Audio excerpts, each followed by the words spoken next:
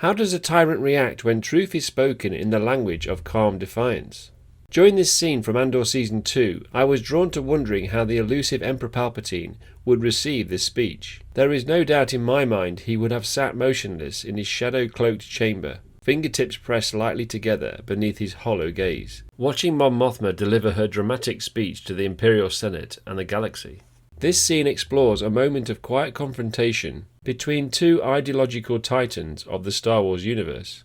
At its core, Mon Mothma's public denouncement of the Ghorman Massacre was Palpatine's brutal Imperial crackdown that claimed civilian lives and became a moral turning point for the rebellion. Mon Mothma's speech was not loud or theoretical. It is calm, deliberate, and morally resolute. She speaks with a composed fury, aiming not to just condemn the Empire's actions, but to awaken others to its cruelty. Her tone is measured, yet each word is crafted to cut through the Empire's propaganda, making her dissent all the more dangerous in Palpatine's eyes. From Palpatine's perspective, Mothma represents more than mere opposition. I believe the Emperor sees her as a symbol, an articulate, principled figure capable of inspiring hidden resistance. He regards her not as a threat to be immediately crushed, but as a strategic opportunity, a lure that could draw other dissidents into the open. Rather than respond to immediate suppression, I feel Palpatine adopts a chilling strategic posture. He contemplates the illusion of tolerance while quietly expanding surveillance. With certainty, senators sympathetic to Mothma's cause are to be monitored, infiltrated, and eventually neutralized. Emperor Palpatine's plan hinges on allowing the opposition just enough room to believe they are safe until their fate is sealed. This move of defiance serves as a reminder not only of the ruthlessness of Palpatine's intellect, but also the fading relevance of the Imperial Senate and the acceleration towards its termination.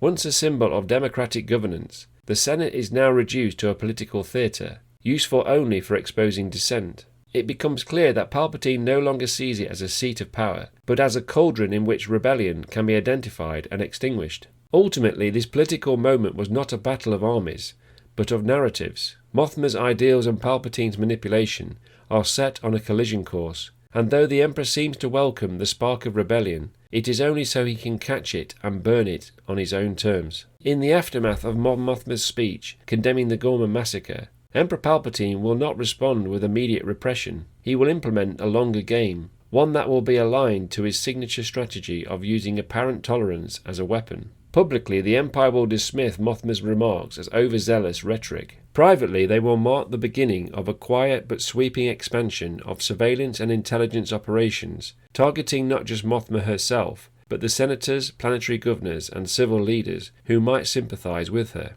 In the months that will follow, Palpatine will increase the presence of the ISB operatives in the Senate and surround the bureaucratic infrastructure. Loyalist staff will be planted among neutral aides, and high-value communications will be routed through filtered relay networks for monitoring. This will enable Palpatine to track political undercurrents without drawing attention to his tightening grip. While the Senate will remain technically functional, it will serve increasingly as a stage for identifying dissidents. Palpatine will ensure that the illusion of democracy will be preserved just long enough for those clinging to it to reveal their true allegiances. Mothma's speech will become a litmus test for any senator who expresses even passive agreement and marking themselves for deeper scrutiny. As dissent will quietly grow beneath the surface, Palpatine will allow it to fester. He understands that the idealists will congregate around symbols, and he intends for Mothma to be that symbol, so he can eventually dismantle both her image and her movement in one calculated blow.